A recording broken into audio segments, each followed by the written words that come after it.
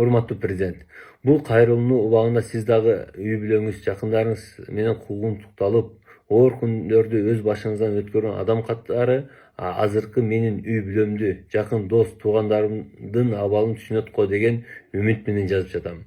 2 жылда мен үчүн бир тууган агам, уулумдун өкүл баласына чейин соттолушту. Ондогон куда, тамыр сөөк, дос, жакындар сурак кылынды. Үй бүлөмдө жападан жалгыз иштеп жаткан эң кенже уулумду Ташиевдин жеке буйругу деп өз арызы менен 5 ай мурда жумуштан кетиришти.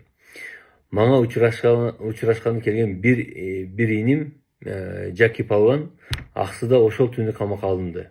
Абактан чыккан 3 ай бою УКМКнын участковый инспекторлордун кайтаруусунда жүрдүм. Ага карабай 3 ай бою үнүмдү чыгарбадым.